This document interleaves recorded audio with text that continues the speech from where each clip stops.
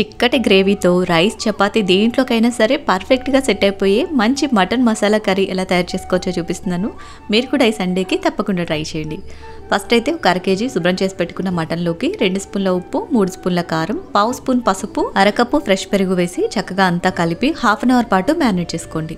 తర్వాత మసాలా కోసం ప్యాన్లోకి 2 table spoons ధనియాలు, దాల్చిన చెక్క, లవంగాలు, స్టార్ ఫ్లవర్, అనాస పువ్వు, మరాఠీ మొగ్గ, చిన్న యాలుక్కాయి, ఒక 1/2 స్పూన్ జీలకర్ర వేసి లో ఫ్లేమ్లో ఫ్రై చేసుకోండి. తర్వాత జీడిపప్పు, ఎండు కొబ్బరి, గసాలు కానీ నువ్వులు కానీ వేసి వీటిని కూడా ఫ్రై చేసుకోండి. నెక్స్ట్ ఇదే ప్యాన్లో కొంచెం నూనె వేసుకుని 1 కప్పు ఉల్లిపాయ ముక్కలు, అల్లం వెల్లుల్లి కూడా వేసి ఫ్రై చేసి పక్కన పెట్టేసుకోండి. ఇవి పూర్తిగా చల్లారిన తర్వాత ఫస్ట్ ధనియాల మసాలా గ్రైండ్ చేసేసుకుని నెక్స్ట్ కొబ్బరి మసాలాను కూడా ఒకసారి గ్రైండ్ చేసి ఉల్లిపాయలు, అల్లం వెల్లుల్లి కూడా వేసి మెత్తటి పేస్ట్ లాగా గ్రైండ్ చేసుకోండి. నెక్స్ట్ కుక్కర్లో 1 గంట నూనె వేసేసుకుని బిర్యానీ ఆకు, దాల్చిన చెక్క, లవంగాలు, గ్రైండ్ చేసి పెట్టుకున్న ఆనియన్ పేస్ట్ అంతా కూడా వేసి కొంచెం వేగిన తర్వాత మ్యారినేట్ చేసి పెట్టుకున్న మటన్ అంతా వేసేసి 1 స్పూన్ కారం కూడా యాడ్ చేసి చక్కగా అంతా కలుపుకుంటూ ఒక 2-3 నిమిషాలు ఉడికించేసుకుని 1/2 లీటర్ నీళ్లు పోసేసి ముందుగా నూరి పెట్టుకున్న మసాలా కూడా 1 టేబుల్ స్పూన్ వేసి చక్కగా అంతా కలిపి కొంచెం కొత్తిమీర వేసి మూత పెట్టి 5 విజిల్స్ రానివ్వండి. మెత్తగా ఉడికిపోతుంది. ఇలా ఉడికాక 2 రెమ్మల కరివేపాకు, ముందుగా నూరి పెట్టుకున్న మసాలా నుంచి చిటికెడు మసాలా వేసి 2 నిమిషాలు ఉడికించి దించే ముందు కొంచెం కొత్తిమీర చల్లేసుకున్నారంటే ఎంతో కమ్మగా ఉండే మటన్ మసాలా కర్రీ రెడీ.